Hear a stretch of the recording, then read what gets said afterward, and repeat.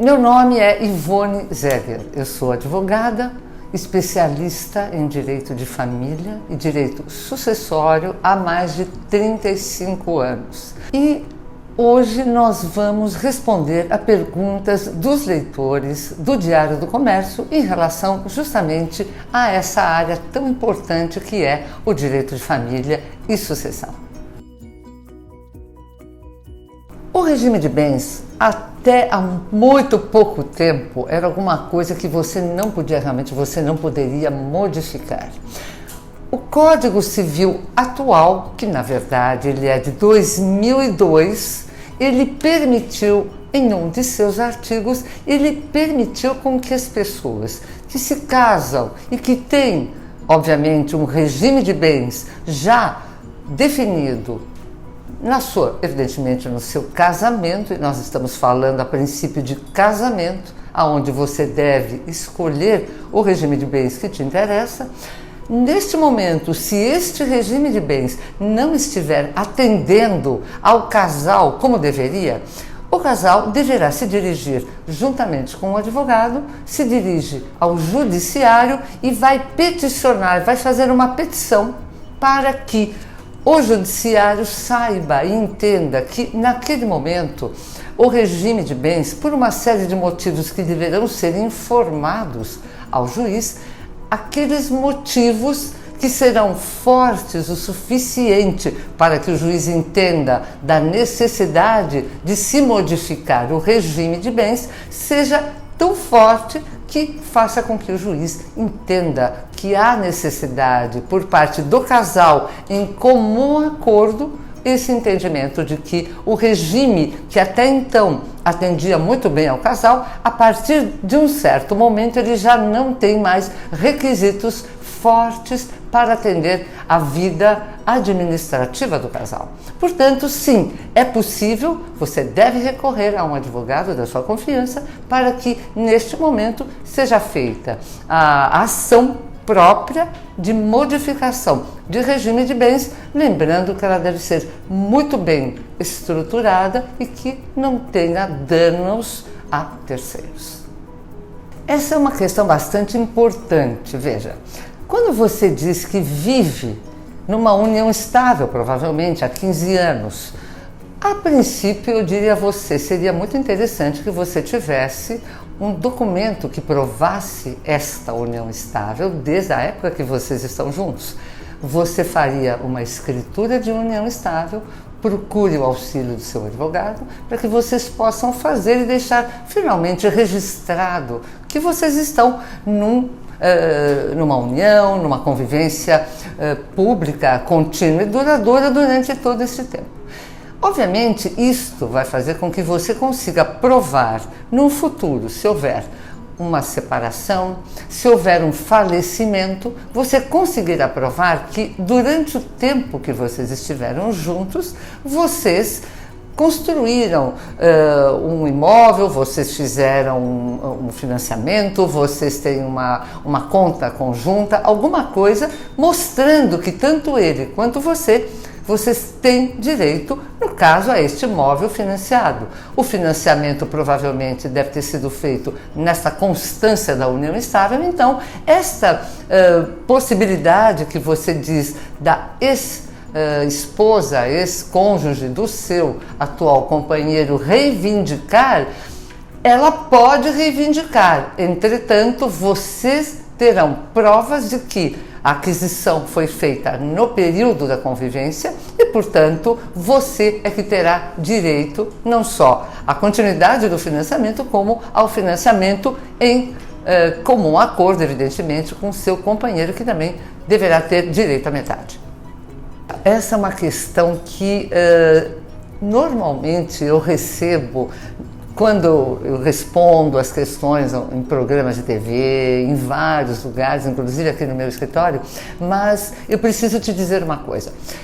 Quando nós falamos de construir um bem, de ter a propriedade ou a posse de um imóvel ou de um bem, nós estamos dizendo em propriedade. A propriedade, você acaba de dizer que não é sua. A propriedade, o terreno é do seu pai, da sua mãe ou dos seus pais. Você Por exemplo, você pode ter outros irmãos. Se houver o falecimento do seu pai ou de sua mãe, os seus irmãos também teriam direito a este terreno que está em nome de um deles ou de ambos. E aí eu me pergunto, como é que vai ficar você que construiu um imóvel em cima de um bem que não é seu? Eu diria para você, você terá problemas. Infelizmente você terá problemas, por quê? Principalmente se houver uma separação, o seu companheiro também deverá querer direitos em relação à construção desse imóvel, mesmo que não seja dessa forma, eu repito, se você é filha única, muito bem, menos preocupante. Se você não é filha ou filho único, você terá problemas com os outros herdeiros que também têm direito àquele terreno. Você deverá, através de provas, através de notas fiscais, de compra, de serviços, mostrar que a construção daquela casa foi realizada por você, as despesas foram realizadas por você com provas de notas fiscais e recibos, a ponto de que, quando houver uma separação, quando houver o falecimento, e este bem for colocado em termos de divisão patrimonial, você possa dizer que, com certeza, uma grande parte dele é sua. Lembre-se, não é porque você construiu em cima de alguma coisa que não lhe pertence que aquilo naturalmente será seu. Tome muito cuidado. O pagamento de pensão alimentícia a um filho de um outro relacionamento, se está judicialmente já estabelecido que esta dívida existe, ou melhor, esse pagamento de pensão alimentícia é uma obrigação deste pai que deve pagar a pensão, evidentemente o não pagamento afetará diretamente aquele que deve pensão alimentícia. Mesmo você casada e mesmo que você esteja numa união estável, eu preciso te informar que esta dívida ela é dirigida exclusivamente ao seu marido atual, se fosse seu companheiro. Por quê? Porque é uma dívida dele, é alguma coisa que ele, na verdade, tem em função da paternidade e em função de um processo que foi feito e ele foi levado a fazer um pagamento de pensão alimentícia. Mas, evidentemente, isto pode afetar o casal porque são dívidas que vão se avolumando e dívidas que se avolumam de uma forma ou de outra, você que está junto, você pode ser prejudicada indiretamente. Então, é bom que você saiba que indiretamente, de qualquer forma, você poderá ser afetada e eu acredito que você e seu marido precisam tomar muito cuidado com isso. São situações do dia a dia que afetam as pessoas. Evidentemente, esta pessoa, seu companheiro, que era casado, o que imaginamos que possa ter acontecido? Houve uma separação de fato, este homem sai de casa, não realiza um divórcio, não realiza uma separação judicial e eles simplesmente, ambos, os casados, estão separados daquilo que nós chamamos separados de fato. Nesse interim, ele conhece alguém, como ela também poderia conhecer alguém, essa ex-esposa dele, mas ele conhece alguém que é você e vocês começam a ter um relacionamento. Esse relacionamento, ele passa a ser contínuo, ele passa a ter toda a face de uma união estável, porque há uma convivência pública, há uma convivência contínua e durante um bom tempo. Como você diz, há 5 anos vocês estão juntos. O que acontece? Esse casamento do seu companheiro, ele ainda existe para a lei, ele existe. Evidentemente, como a separação de fato, mesmo que ela não for provada, a separação de fato que é uma realidade, e se você realizou ou não uma escritura de união estável, eu recomendo a você que esta escritura seja realizada para que você tenha definido o tempo desde quando vocês estão juntos a ponto de provar futuramente, numa separação, num divórcio ou até num falecimento, que houve esta época em que vocês estavam juntos, vocês construíram patrimônio durante este tempo, portanto, o casamento anterior, o patrimônio que foi havido anteriormente à sua união estável, aquela que tem direito deverá ter direito ao patrimônio realizado naquela ocasião.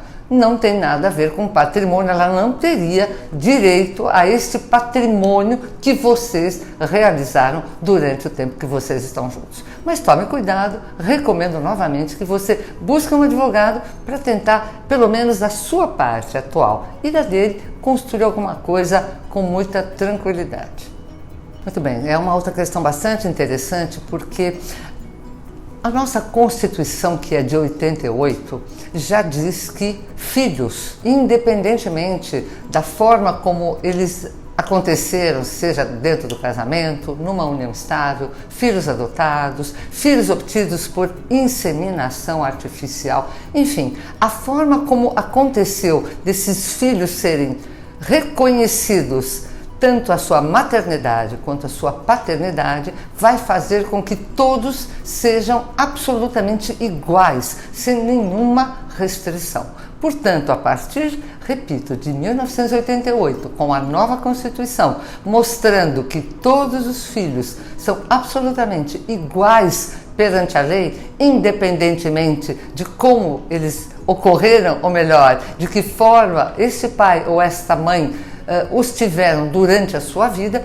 reconhecidos, eles terão direitos sucessórios absolutamente iguais, tanto um quanto outros, de uma forma equivalente e de uma forma que eu diria legal em termos de direitos e em termos de deveres. Outra pergunta muito interessante. O cônjuge, normalmente ele é visto pelo Código Civil, o artigo 1829, que diz o que é a vocação hereditária, ou melhor dizendo, quem são os herdeiros necessários quando houver o falecimento de alguém. O cônjuge, ele é visto como herdeiro necessário. Entretanto, existem alguns regimes de bens que vão fazer com que esta pessoa, este herdeiro necessário, ele não tenha, na verdade, ele não receberá como um herdeiro, como alguém em concorrência com filhos. E eu conto para vocês o que seria isso. Por quê?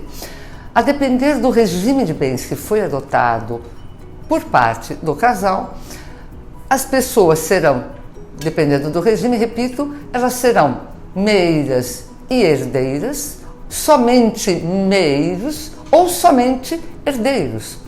Evidentemente, eu precisaria de um pouco mais de tempo para explicar para vocês todos os regimes de bens, mas eu acho que nós podemos deixar para uma outra oportunidade para explicar com um pouquinho mais de detalhes. De toda forma, eu quero que vocês entendam o seguinte: as pessoas casadas pelo regime da comunhão universal de bens e pelo regime da separação obrigatória de bens, essas pessoas, quando o seu cônjuge vem a falecer, elas não serão herdeiras em concorrência com os outros herdeiros.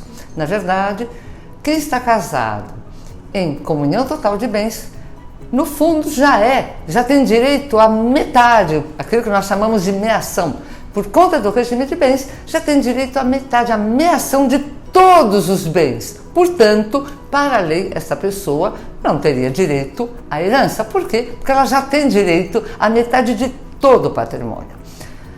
Em contrapartida, quem for maior de 70 anos e estiver casado, o regime da separação obrigatória de bens fará com que esta pessoa, alguém, um deles, que venha a falecer, o outro nada receberá em termos de herança.